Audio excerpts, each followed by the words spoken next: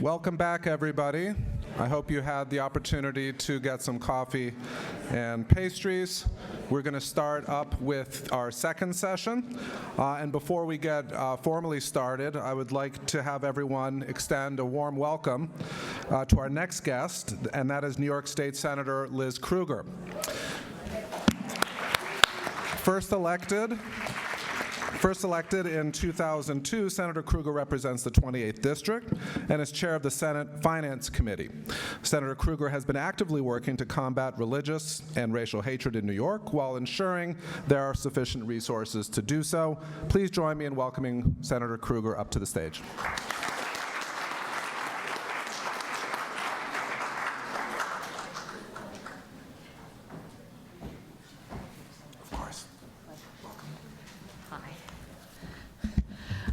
It's afternoon. Good afternoon, everyone. Oh, it's not exactly afternoon, but close enough. Hi, my name is Liz Krueger. I am the state senator for quite a bit of Manhattan Island, but I view my job as I represent all 19.5 million New Yorkers. I might get elected or unelected by a subgroup, but I see my job as representing the interests of all New Yorkers.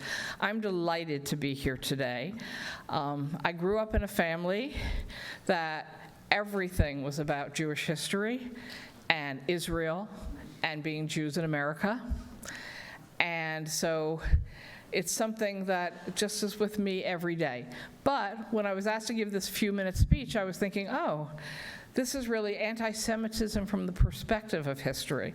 And while if you're an elected official at this point in this country, or New York particularly, you are dealing with issues of anti-Semitism, the growth of it, the fear about it, the concerns about what government should be doing, what we should be doing better, the need to work and coordinate with everyone, whether they identify as Jewish or just the opposite, whatever that means for some, that what's critical, and I feel like I wasn't doing enough reading, was the history of anti-Semitism and how much we learn from history and how, you know, the old saying, if you don't understand history, you're guaranteed to repeat it.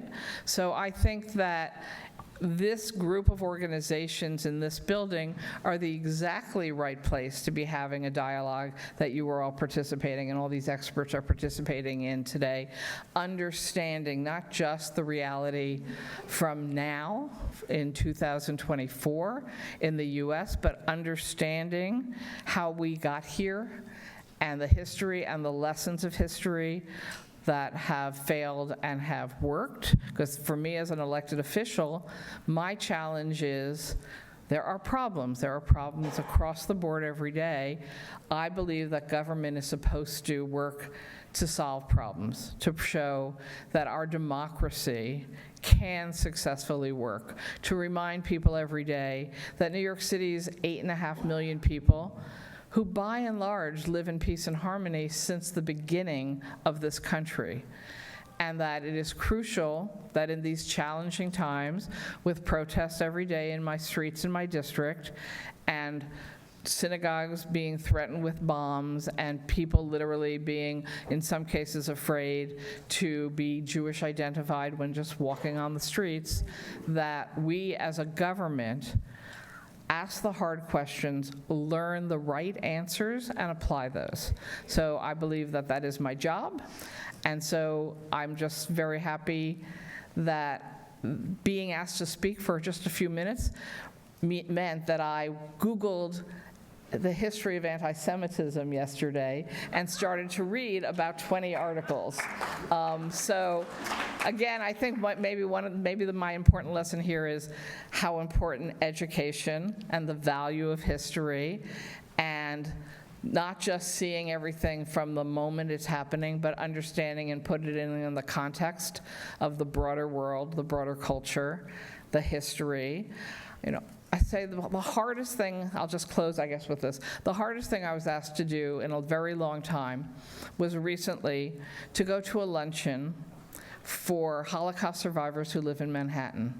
And I was asked to go because there was so much fear among Holocaust survivors. And let's face it, they're all at least 90 years old at this point. the fear growing that, is it happening again? Is it happening here? And I was asked as an elected official to go and assure them that it wasn't. And I struggled with, can I actually say that to them? And I struggled with how to talk about it. And actually, I just really, during the luncheon, I'd say there was about 50 survivors there. I just started walking around and then sitting at the tables and talking to them and listening to them and hugging them and assuring them that it's not Europe in the 1930s, and that the government in the United States and in New York is not going to tell the same story in history as what happened earlier in their lives, that we will not let that happen. And then I left, and I burst into tears. That's not me, I don't do public crying, but I just burst into tears about, oh my God, can you imagine having survived the Holocaust, come to this country, hopefully had a fantastic story in the remainder of your lives, in your 90s, living in Manhattan, and thinking, is this all going to happen again? And the answer is no. And it's because of people like us, everyone in this audience, all the great academics, the importance of coordinating, working together, understanding what is happening, and coming up with the right answers. So thank you all for helping come up with the right answers. Thank you. Thank you very much.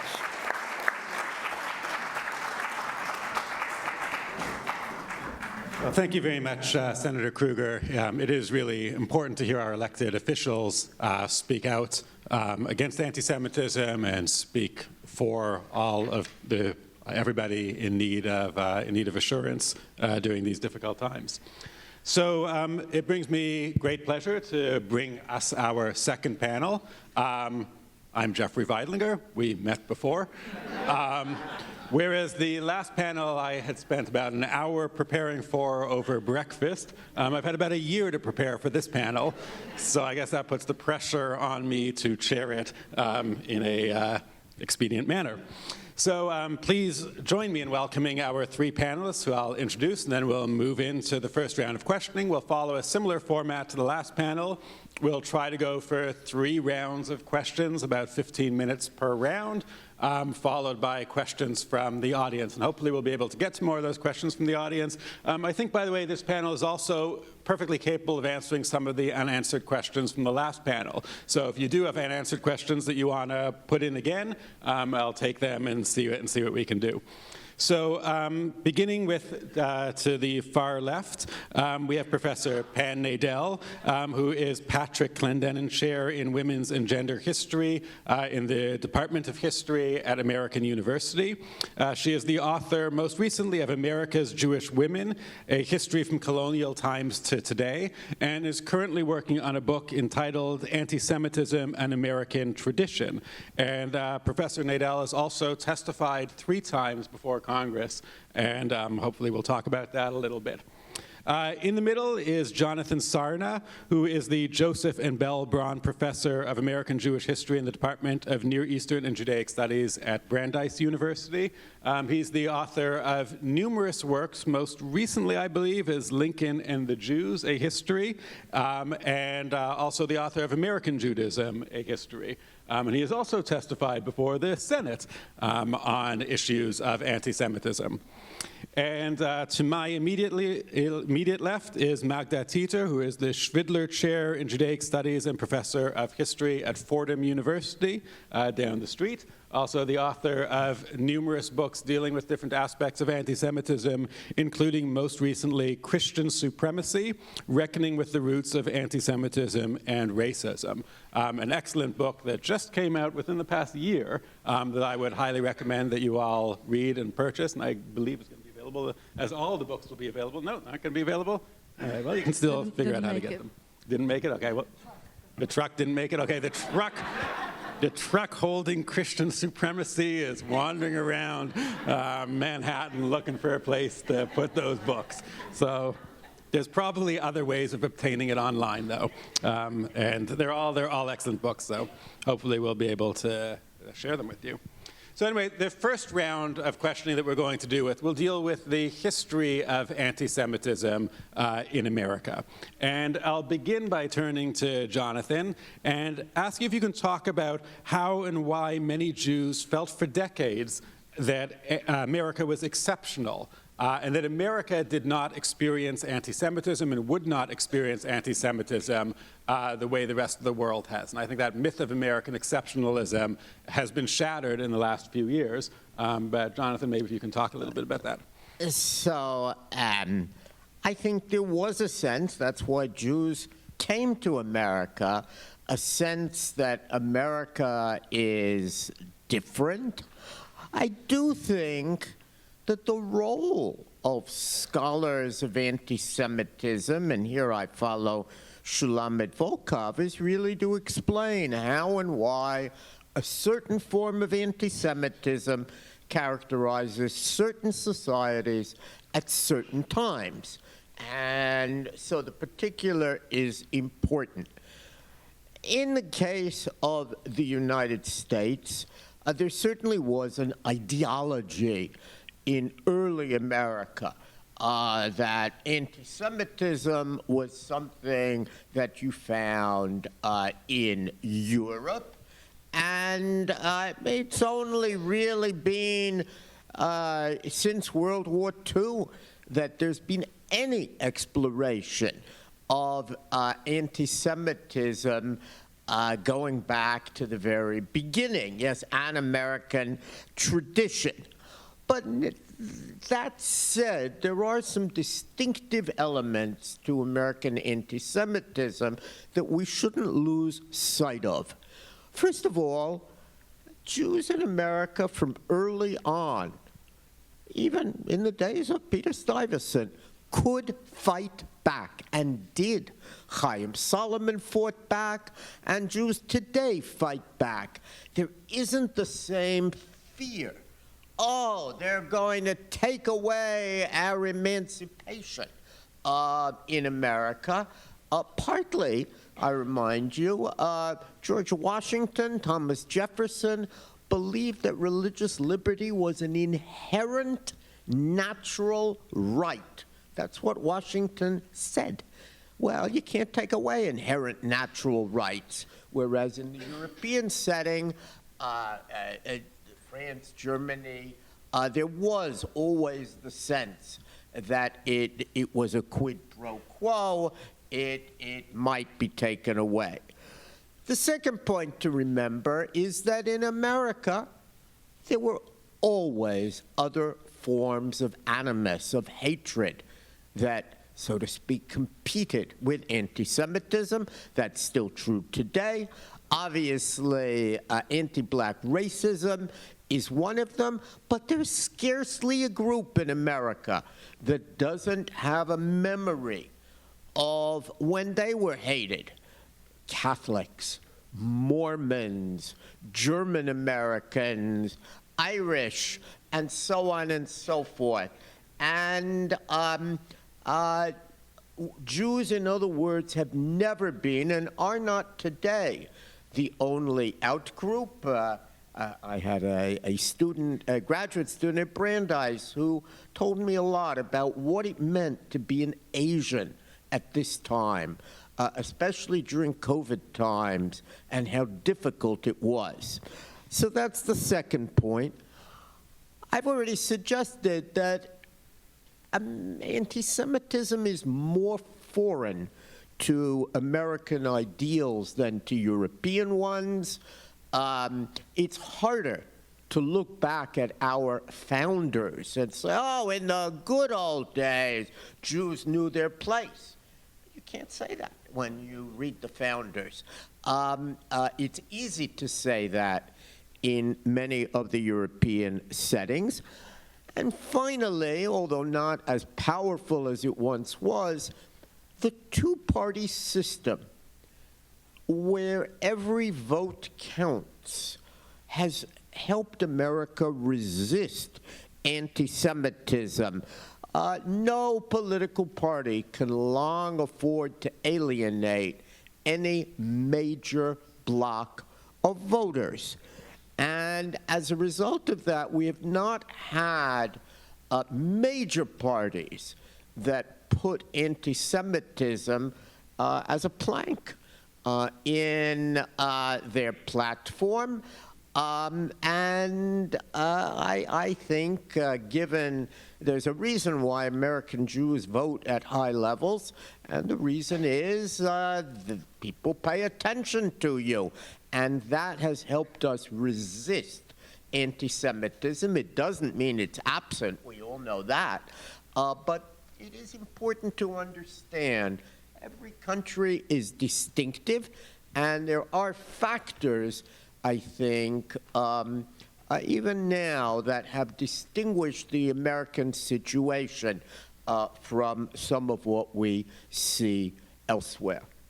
Thank you, Jonathan. And I think, the remark you make about everybody having a history of exclusion in America, I think is really interesting. It hits home. I hear it from my students all the time who feel that their own group has a history of exclusion as well. So it's an interesting way of thinking about it.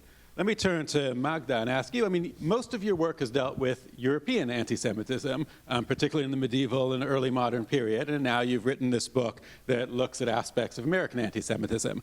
So can I ask you to talk about some of the differences and similarities in the ways in which anti-Semitism is manifested in America and the ways in which it was manifested in Europe in history? Thank you, Jeff. And I think we can tie to the previous panel where you spoke of this of the position of Jews in Europe and inferiority. And I think the important difference between the United States and Europe is that, A, there was a longer history, and Jews, as you were mentioning in the earlier period, anti-Jewish sentiments were systemic. They were in both theology and attitudes, but also, and this is, I think, where the aspect of systemic is important, but also embedded in law. And both the theological thinking and, I would say, not necessarily, I would urge us to sort of maybe rethink hate, not necessarily hate, but contempt for Jews. There's an aspect of power relation in an idea of contempt, that Jews, there was a contempt for Jews from a theological point of view, but there was also that inferiority inscribed in law and rhetoric about Jews as living and consigned to perpetual servitude theologically.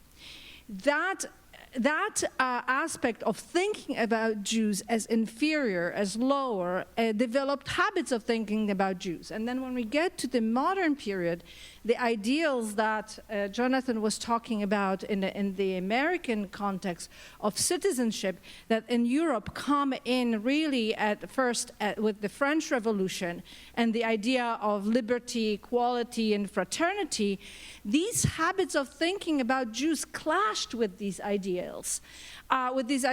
of equality, and people suddenly thought, what do you mean? Jews should be equal to us? Not only that, citizenship, and you mentioned voting, citizenship was defined not just, can they live among us, that's resident rights, but in political terms. So can Jews have political power? Can they be elected officials? Can they be judges over us? Right? So the discomfort with Jews belonging and exercising their political rights, or you could say political power, was then seen as usurped as the position in power. And it's really that clash of habits of thinking about Jews as inferior that gives rise to the myth of Jewish power and exclusion. So in Europe, the proper kind of modern anti-Semitism emerges as a backlash to Jewish citizenship. And in the United States, the country is founded on the premise of citizenship, and religion is a protected category according to the Constitution. So Jews kind of politically belonged right away. the US citizenship system is organized along race lines, the exclusion along race line, right? 1790 Naturalization Act defines eligibility for naturalization as someone who is white and free, or free and white. So therefore, Jews who came from Europe were eligible to become citizens, and that's why they were also able to exercise their political power.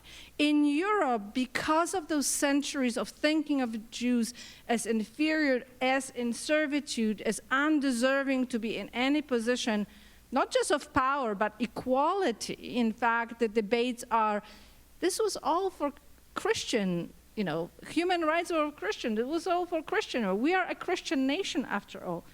I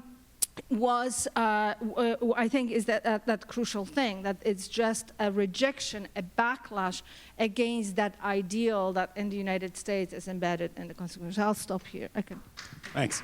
And thank you for bringing up the issue of law, which is very important, and race, which we'll talk about in the next round. So Pam, you've been writing a book on anti-Semitism in America over the last few years, which I've got to imagine has been quite an experience, and I think anti-Semitism in America has changed drastically in the time that you've been writing the book. So perhaps you could talk to us a little bit about how you think the history of anti-Semitism has changed since Charlottesville, or in the last few years, whatever point you want to take. Sure. So first of all, thank you. Thank you so much. Historians of the American Jewish experience, as Jonathan was saying, didn't really pay much attention to the topic of writing on anti-Semitism really until after World War II. And there's a wonderful book that was published in 1994 by Leonard Dinerstein called Anti-Semitism in America. And basically, since then, historians, until 2016, pretty much ignored that. And I just want to read a quote from something that he wrote, he published at the beginning of 2016. He had also published the same words back in 2012. And he was writing about anti-Semitism, and he said, most American Jews don't see it, feel it, or fear it. Anti-Semitism is too minor an issue to disturb the daily lives of American Jews. And so we are in a moment which, because we live in, as historians, we live in this moment in time. So we began speaking about, and actually there was a seminar organized through the American Jewish Historical Society, one of the partners here, and around 2000, and I think we started to meet early in 2018 after Charlottesville, and we began having conversations about anti-Semitism. And that was actually a lot of what really sparked my thinking that I should move towards writing about the history of American anti-Semitism and essentially update what Professor Dinerstein had done. And what's happened since 2016, and I don't have to tell anybody who's sitting in this room this, American Jews, we have a new litany. Our litany is Charlottesville, Poway, Jersey City, Colleyville, and now October 7th. And this, if I speak to somebody who's Jewish, they know exactly what I am talking about. If I speak to somebody in Israel, they also know exactly what I'm talking about. And I would argue that anti-Semitism, first of all, in terms of American history, it has never gone away. It has always been there. I understand the comments that Jonathan was making about how it's different than Europe and what Magda is saying about how it's different in Europe. Absolutely, I have no question about that. But I began thinking about writing about anti-Semitism really coming out of my last book, America's Jewish Women. I was in a conversation on a book talk with a historian of anti-Semitism, Professor Jonathan Udikin, who's a wonderful scholar, and he said to me, anti-Semitism is all over that book. And I didn't see it. When I was writing the book, I ended up talking about anti-Semitism in every single chapter because anti-Semitism, frankly, is constitutive of Jewish identity. And it's just that it exploded for us since October 7th, most recently, but as American Jews, it exploded for us in 2017 with Charlottesville. Thanks.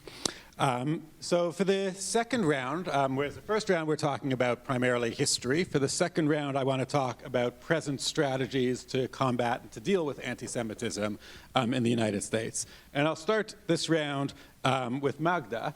And maybe you can expand upon the relationship between anti-Semitism and racism in the United States, which I know is a big subject of your recent book.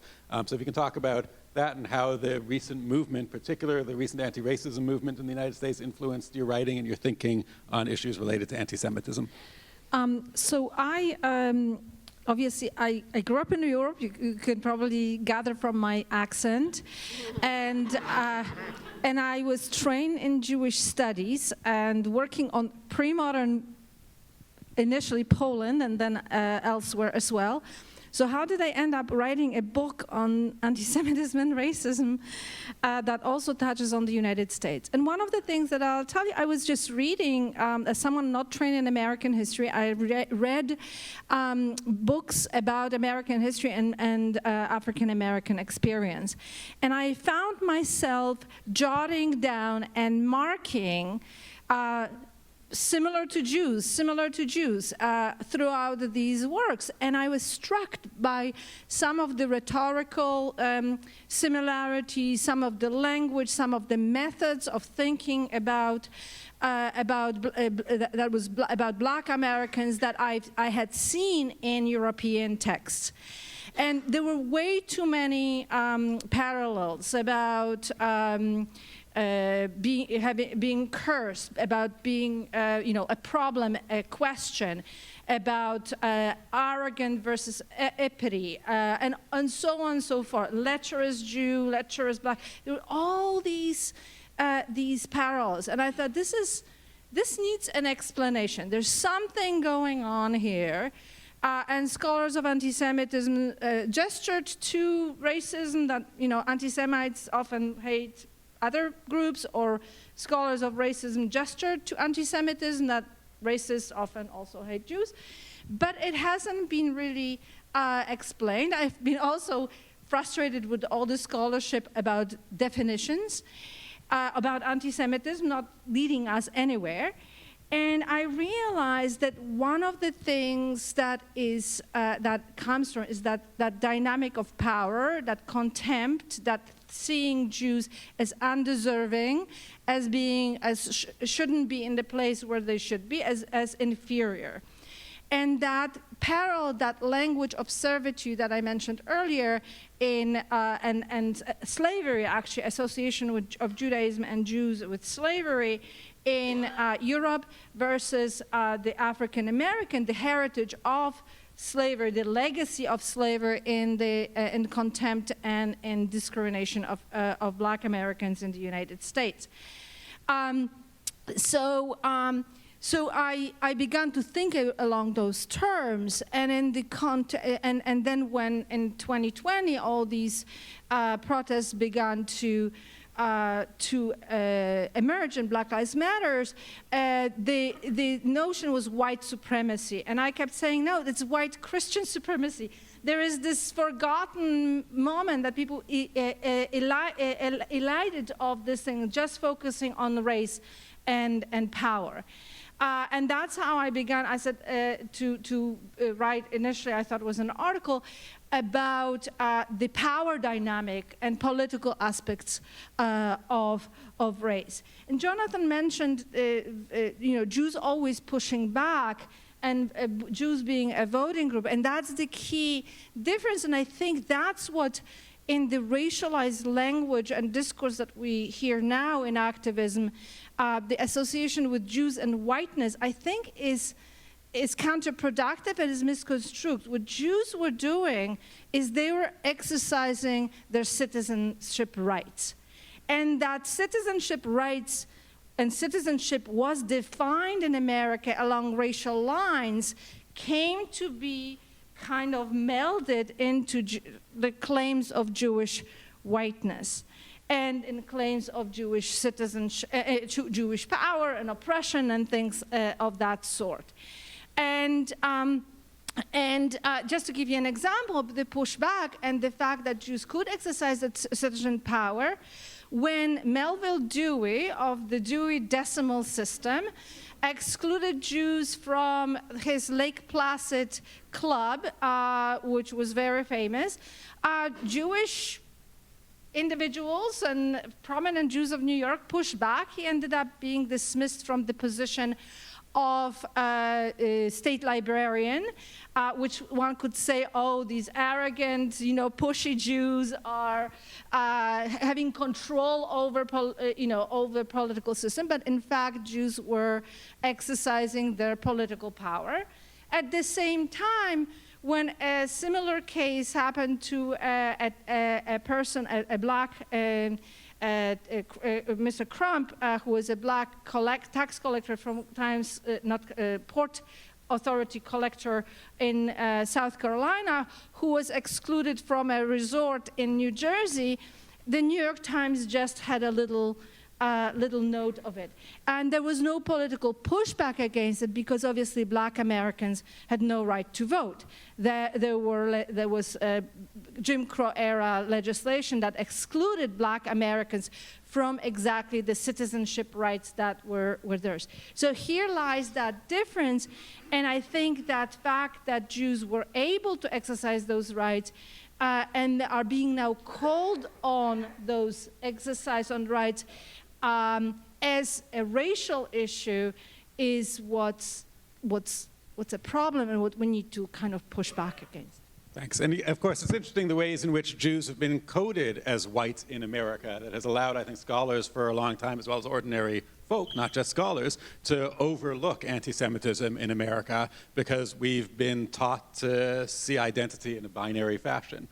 Let me turn to Pam to ask you about some of the ways that you think the government is currently combating and confronting anti-Semitism and the ways maybe that you think it should. And specifically, if you can talk about the U.S. national strategy to counter anti-Semitism and related strategies that you may think are relevant. So the first thing I want to say is it's really such a misfortune that that truck got lost, Magda, because the book is really stunning, and that example that you just gave really shows that. So I think the first thing is, as Magda was showing and as Jonathan has shown, is that American Jews could push back and have always used the government to push back, that they've exercised their rights in that way. And I don't know what led to the December 2022 announcement from the White House that they were going to have a major task force dealing with discrimination in the United States, and that its very first act would be to craft a U.S. national strategy to counter anti-Semitism. And they interviewed about 1,000 so-called experts, or 1,000 people from the Jewish community. We were all involved in those interviews, and it really is in many ways striking, and the senator's remarks showed that they were deliberately aware that they needed to examine American anti-Semitism, not just the study of the Holocaust, because there are about 20 states now that require education about the Holocaust, and maybe that was meant so that it would reduce prejudice in the United States, but as I've said for a long time, that's allowed Americans to basically ignore their own story. Anti-Semitism is something that happened a long time ago, and it happened across the sea. It's not related to what has gone on in America. So that strategy has 4 pillars, and one of them is about increasing awareness and understanding of anti-Semitism, including its threats to America, and to broaden appreciation of Jewish American heritage. And we've had now for about 20 years May as Jewish American Heritage Month, and I've always sort of felt that it's kind of the stepchild that everybody knows February is Black History Month, everybody knows March is Women's History Month, but very few people pay much attention to Jewish American Heritage Month.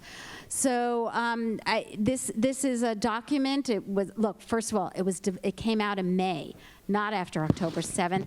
It's been there for a long time. It has, if you haven't read it, it's about 60 pages. It has calls on what the legislative branch should do, what the executive branch of government should do, and then it has lots of recommendations about whole of society, how many of them have been funded, how many of them have been enacted. I'm not an expert on that, so I don't know. But it is clear that it has very important steps that should be taken in terms terms of the college campuses, and one of the things that it talked about was calling out for Title VI violations. Those are violations of Jews when they're harassed because of their ethnic affiliation. I think it has a different term, but under the 1964 Civil Rights Act, when they're harassed on their campuses. And since October 7th, there have been at least 55 Title VI violations filed against campuses on the issue of anti-Semitism. They're filed with the Office of Civil Rights in the Department of Education.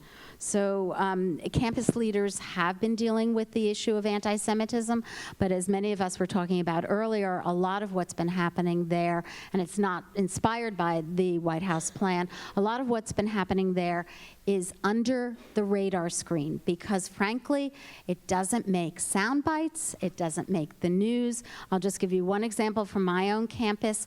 Last April, we published a guide through the Jewish Studies program. It's a resource guide, it's not a policy statement, but it's called Understanding Anti-Semitism for the American University Community. And this is a way of explaining some of these tropes and some of the ideas and getting that education out to a wider audience. Thanks. And those resources have been very helpful to those of us at other institutions that have used it as guides. And we'll also talk more about Title VI in the next round when we focus on academics. But let me go to Jonathan and ask you specifically about the role of social media and digital media in spreading anti-Semitism, something that you've expressed concern about. So I think when we look at the long history of anti-Semitism, we often find that new technology, was true of printing, is utilized by hate groups. They pioneer it. Very famously, Father Coughlin, some will remember that name, Charles Coughlin, the anti-Semitic radio priest. He, of course, was a pioneer in the use of radio and unfortunately used it for these nefarious purposes. And that's really, I think, how we will see the digital revolution. And to my mind, the digital revolution helps to explain what happened after that period between 1995 or so and 2015. There was about a 20-year period where American anti-Semitism fell off the radar screen. We weren't paying attention to it. And what brought it back in part, although I agree completely with Pam, the same litany, it's like the pogroms had cities, we have those. But what brought it back was the fact that suddenly small groups that had formerly been isolated from one another and best practices, as was stated earlier, was don't give them oxygen. They're not very important. Just let's not pay attention to them. They crave publicity. But suddenly, those groups were able to do two things thanks to social media. First, they were able disproportionately to get themselves publicity. They learned how to use social media in a way that brought vast publicity to their views. And second, and even more important, all of these hidden away groups suddenly were able to learn one about the other. They found their allies nationally. On the right, we saw this twice. We saw it in Charlottesville, and actually we saw it on January 6th, when those groups came out, and many people in the Jewish community wrongly imagined, oh, we have to worry about folks on the right. But now we perfectly well understand that actually the same social media was exploited by folks on the left. What we have seen, especially after October 7th,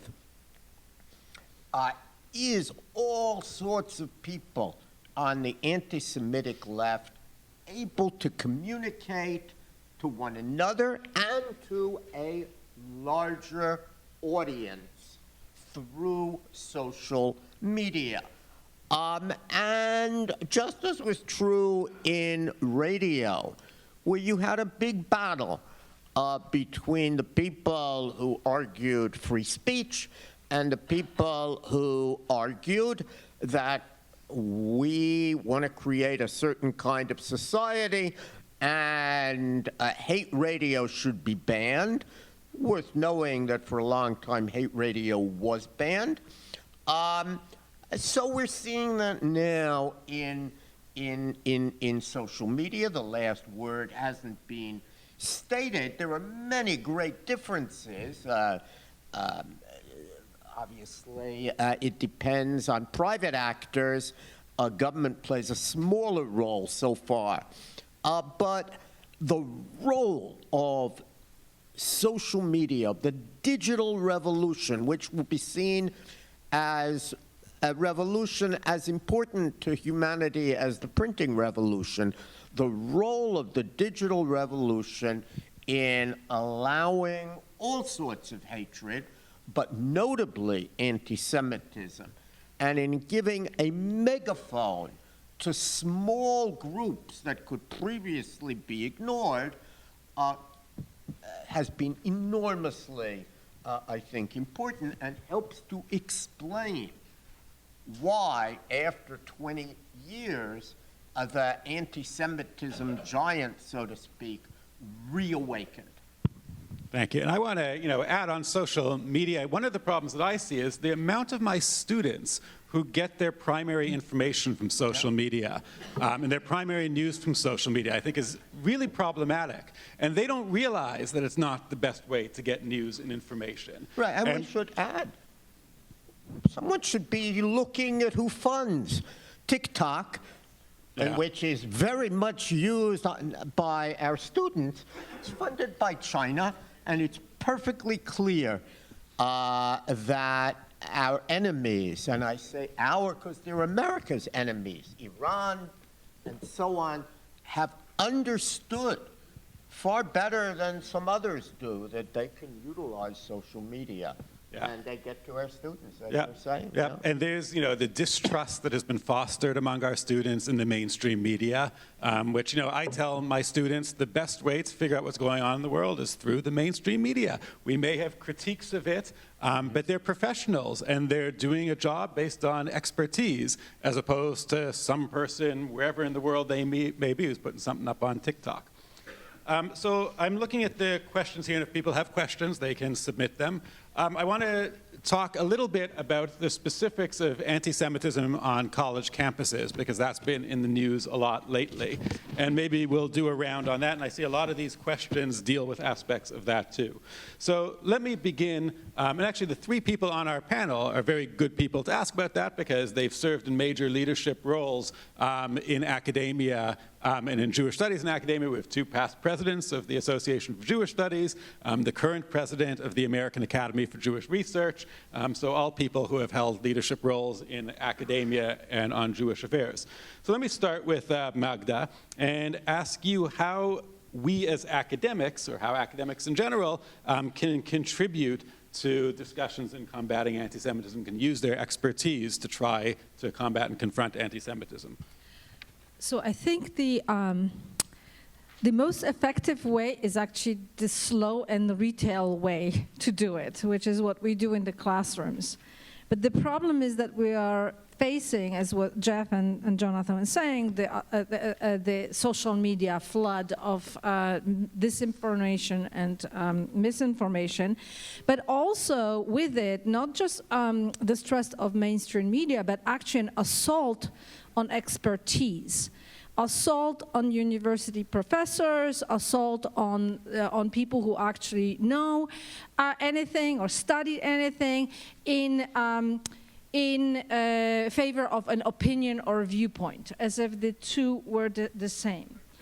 And so we are facing this, and we're facing, as a result, also the assault and lack of critical thinking that's been happening. The students and the public, frankly, more broadly, just accepts what they hear because it sounds, you know, it emotionally raises us, arouses us, so we respond to it.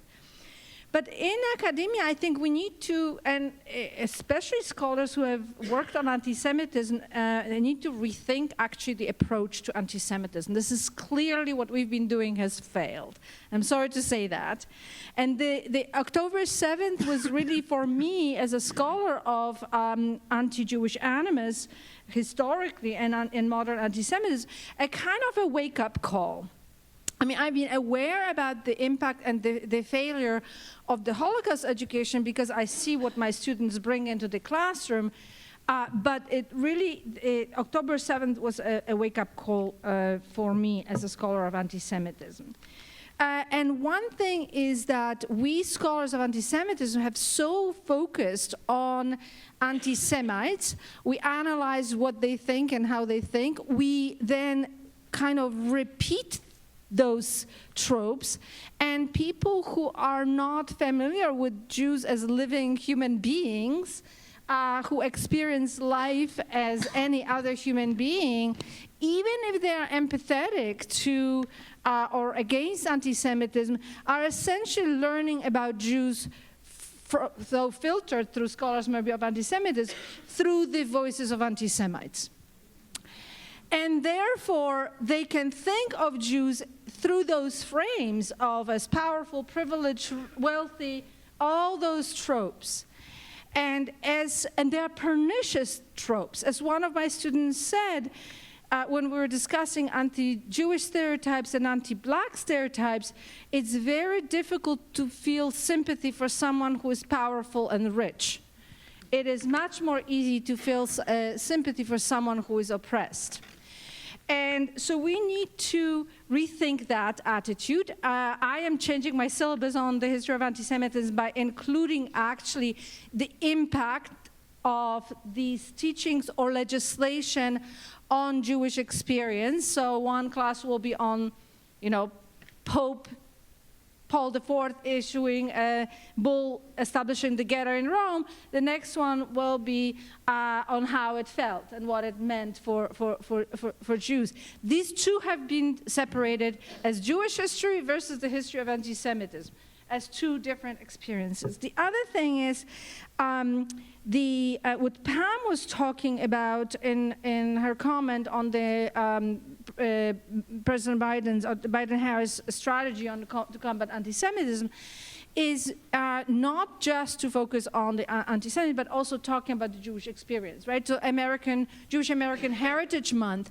I find in my classrooms just one of the most effective ways to combat anti-Semitism is just to teach Jewish history classes.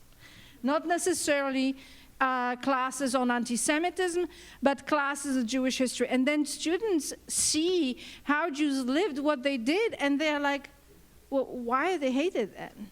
Right? That's the question. Whereas when you teach just about anti-Semitism, then it's like, why are they hated? They go and Google, and they end up in the circle of, well, Jews are powerful, wealthy, and control the world, and they end up in that thing. So I think we need to support actually Jewish studies on campuses to provide and integrate Jewish studies to curriculum. I'm proud to say that the Jewish studies classes are part of the core curriculum at Fordham, so I get all kinds of students. That's the most effective way. It's not just teaching about anti-Semitism. It's teaching about Jews as human beings and their life experiences. I'll stop. Thanks. And I'll turn to Jonathan now, and I wanted to ask you specifically about Title VI, which Pam has mentioned a little bit about. But maybe in addition to Title VI, I'll ask you another question that's also been posed from the audience, which is if you can really talk about anti-Semitism in college admissions as well. So let's talk about the legal aspects, perhaps, in diversity initiatives and maybe affirmative action and the impact that that's had, as well as on Title VI. It's a lot to give you. Let's start with Title VI, which I think most people at universities had not heard much about Title VI until very recently. And it's important to take one step back and remind ourselves, that's not the way it's usually taught, but we remind ourselves that the American people did an amazing thing in the post-war era. We limited our rights and freedoms for the sake of having a better America, a more integrated America, an America that would give rights, especially to African Americans, but also to others. What do I mean we limited our rights? Isn't it a basic right? I should be able to sell my house to whoever I like. If I want to sell my house to white people, that should be a basic right, and many Americans thought that. And we said, no, you have to sell it to anybody who comes, and pretty soon African Americans organized to make sure that you would show your house that way. We limited our rights in order to create a better America. Now, Title VI, which talks about how federal law prohibits financial assistance from universities or educational institutions that discriminate on the basis of race, color, or national origin. But as often happens, it's not the law, but the interpretation of the law that's crucial. And over time, not only has this been extended, thankfully, to include Jews, but the Department of Education wrote the following. If an investigation reveals that the harassment created a hostile environment, the educational institution must take prompt and effective steps reasonably calculated to end the harassment, eliminate the hostile environment, prevent its recurrence, and, as appropriate, remedy its effects. Now, that may sound like it clashes with my free exercise right to say from the river to the sea, or to say other hateful things. But what we decided was that in the interest of having an environment where everyone can learn and feel free, we would indeed impose those limits. And Title VI has become a more and more important weapon in the hands of the Department of Education. As Pam said, there are many universities that are being investigated, but before the investigation, indeed, that was the point of the Senate hearing where I testified, was to persuade the Department of Education to send a Dear Colleague letter, which reminded them, I have it here, I'm not going to read it, reminded colleges and universities, there are about 4,000 of them, of their responsibilities. And we've actually seen at many, not all, but at many universities that fear of an investigation or fear that they will run counter to what I just read about harassment has led to changes so that a hostile environment doesn't exist. Now, many of you know, if you don't, talk to your children and grandchildren, there is a hostile environment on many campuses. And there are plenty of people who feel, well, it's my right under the First Amendment. You are not defended from a hostile environment. It turns out that's not correct. While we could discuss here what makes an environment hostile, there is a real sense of shaping an environment. And those with long memories know that another feature of the Civil Rights Act, not yet accepted on college campuses, I hope it will. The Civil Rights Act in Title VII said that a workplace has to not be intimidating, hostile, or offensive as defined by reasonable people. And anybody who's in a workspace knows big changes happen. No more dirty pictures in your garage, which was once common, in fact, published by a calendar used by auto mechanics, because that's a hostile environment to women. And many workplaces have learned quickly that they have to be very careful lest they be sued for intimidating, hostile, or offensive environment. And the key is, what would a reasonable person say? That has not yet been applied to college campuses. I actually hope that it will be, because what are we doing on college campuses? We're training people for the real world. And in the real world of America, we've actually made significant strides to try and make diverse individuals feel comfortable. And we've done that by restricting, in some ways, what people can say and do on the basis of their prejudices. And in my view, it's time that that happened on college campuses as well. Thank you. Thank you, Jonathan. Pam, maybe I'll ask you also about the responsibility of academics, and perhaps you can say something about your role in testifying before Congress a few times, 3 times. And Sure. So I was first invited to testify before Congress 4 months after Charlottesville, when there was a hearing about whether or not Congress should legislate adopting a particular definition of anti-Semitism. As we heard in the morning's panel, in the first panel, how difficult it is to define anti-Semitism. I should tell you that they invited a bunch of other academics, and they all said no. And I happen to be based in Washington, and so I said yes. And never thought that I would be invited back, certainly, as I was in November and December of this year. I think most people don't really understand what happens in a House hearing or a Senate hearing. And that is that, first of all, you get invited, you have about a week or less to prepare a written testimony.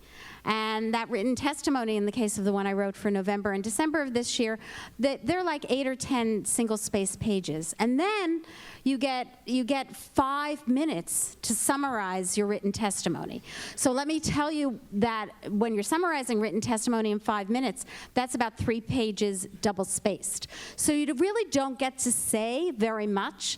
And what happens in those hearings, in my opinion, is very much that it's a kind of performance art. And that you make your opening remarks as a witness, and then it switches back and forth between the majority party and the minority party, and each member of the committee comes in and they get 5 minutes, theoretically, to speak to the witnesses. Mostly what they do is they make speeches either for all 5 minutes or for 3.5 minutes, and then they ask you a question, and you get about 60 seconds left for that to answer that question. So the hearing in December, the one that went viral, the one that keeps my picture in the newspaper all the time, because I was sitting between 2 of the presidents and nobody's called for me to resign yet, which is great, was a clip that was 2 minutes maybe or less out of a hearing that went on for over 5 hours. And in that hearing, the presidents had answered questions that were political litmus test questions, like, do you support the existence of the State of Israel, which they all answered positively? Do you condemn anti-Semitism, which they had all answered positively, that they condemned anti-Semitism, but that then the hearing, when this one clip out of over 5 hours got all the attention. And if you really want to understand what was going on in that hearing, you can watch it, you can read the transcript of it, which is available, but you could also read the statements that all of us put up as we submitted as part of our written testimony, which is really the place where you get to say something, and that becomes your lasting legacy. Thanks. And I have watched all 5 hours of the testimony. You're a glutton for punishment. As well as the other testimony you did, and your 5 minutes are fantastic. And I think everybody should. You don't have to watch the whole 5 hours, but the 5 minutes of Pam's testimony is definitely worth asking. We have about 3 minutes left and about 40 questions to go through, but I've asked some of them, and I just want to ask one more that I think was a good question, or one variation of the questions maybe you can each quickly answer, which is, how do we get more people to study? Magda mentioned Jewish history. How do we get more people to study Jewish history? Can it be made a mandatory subject? How do we get students to study anti-Semitism and to learn about anti-Semitism? And then another variation of that is, a lot of states have mandates that Holocaust education, for instance, has to be taught in schools, or a lot of us have been teaching Holocaust education in universities. Has that worked? Is that working? What can we do to make that work? All a whole bunch of related questions that come from there, but I'll give you each the opportunity to maybe talk about that after. What we can be doing in our classes, how we can be getting more students into our classes to be learning this relevant material. So I'll start with you again, Pam. So I teach a course called Antisemitism, Enduring Hatred, a freshman seminar, and I did use, I confess, a TikTok video in there that, of course, my students had to put up for me because I couldn't find it. But there is a Holocaust survivor who actually has this viral TikTok video where he recommends 5 books that people should be reading about anti-Semitism, and it's wonderful. So how do we get more people to learn about it? I guess we have to use some of the media wisely. Okay. Jonathan? I'm always a little nervous about forcing people to learn things, because that's the fastest way to turn them off, and I think we'd do much better assuming a free market in classes at universities. I'm unhappy in many ways that there are requirements in diversity and so on. Students should come eager to study this material. I do want to completely agree with Magda that part of the problem is that Jewish history has been divorced from the national histories that are taught. So you can do American history in one department at my university, or you can do American Jewish history with me. Well, actually, American Jewish history is part of American history. And you can't understand American Jewish history unless you know the Constitution, which is part of American history. And I think that the integration, and maybe I'll stop there because there's more to say, the integration is very important. Thanks. And Magda?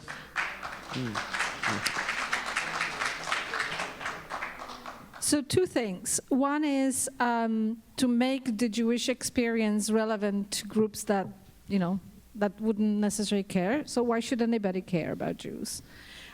So frame it around topics that students are thinking about. 2, I mentioned if there are core campuses, integrate Jewish studies classes into the core, but I would second to what Jonathan alluded to, and I do it frequently. I choose to teach courses like modern European history, just general, not necessarily just Jewish studies. And I integrate the Jewish history material into it in a natural way, so that you can't understand European history without understanding the Jewish experience. Otherwise, you just are parachuted in the 30s and suddenly you learn that in the 40s 6 million Jews were killed and you have no idea why. So integrating it into the non-Jewish history courses as a kind of natural, organic part of it, which Jews obviously were part of those societies. Thanks. Maybe I'll give an answer to my own question, very briefly, just the way that I teach it. I have found, and I don't know if this is the right solution or not, but I found that at University of Michigan, I can get a lot more students in my classes if I call it about some current problem. So I teach a course called Antisemitism. I teach a course called The Zionist Idea, about Zionism. Students are interested in Zionism. They've heard about it. They don't quite know what it is. They've heard about anti-Semitism. They don't quite know what it is. They'll take a class like that, and I can use that to tell them about the history of the Jewish experience, whereas they're less likely to enroll in a course called Survey of Jewish History, for instance. So I found that's one way of bringing them in, and I think it addresses current problems that they're interested in. So I can get engineering students who hear about Zionism but don't know what it is and want to take it. But in any case, they're all really interesting problems for us to think about, and I thank our panelists for raising so much for us to think about and offering their expertise. Thank you all very much.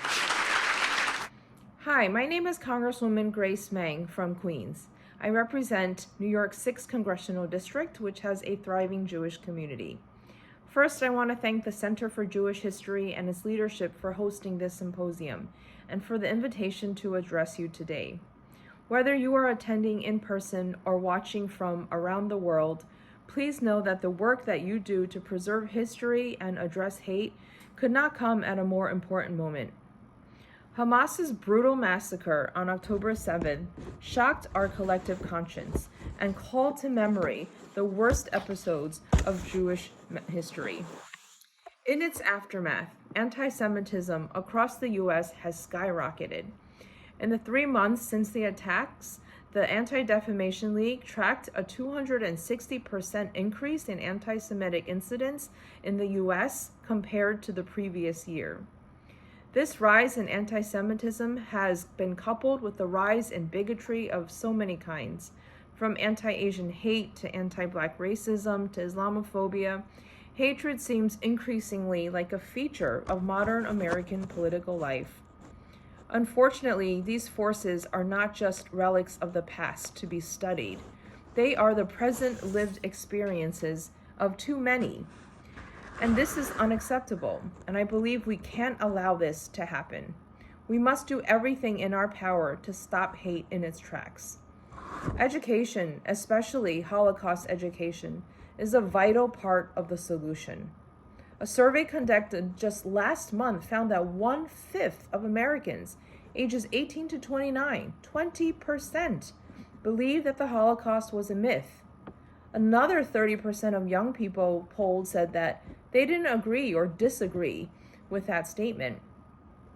As we get further and further away from the Holocaust, we must continue to do everything we can to preserve the consequences of unchecked hate and study it to see what lessons we can learn and implement to address it.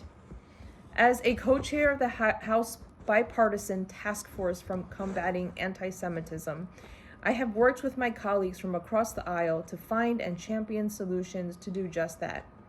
The Holocaust Education and Anti-Semitism Lessons or HEAL Act, a bipartisan bill that I co-sponsored, seeks to address the challenge of Holocaust education across our nation. This legislation directs the U.S. Holocaust Memorial Museum to study and report on Holocaust education efforts in states across the whole country, so that we can better understand how and what our kids are learning or not learning about the Holocaust. We must also take steps to support the increased monitoring and reporting of hate crimes, including by continuing to implement my bill, the COVID-19 Hate Crimes Act, which President Biden signed into law during the pandemic in response to an increase in hate crimes, including in our Asian American community.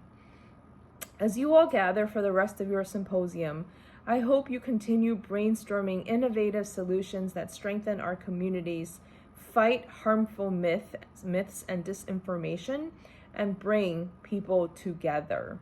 And we in Congress look forward to hearing your ideas and solutions that can help defeat anti-Semitism and hatred of all kinds in our time. Thank you so much.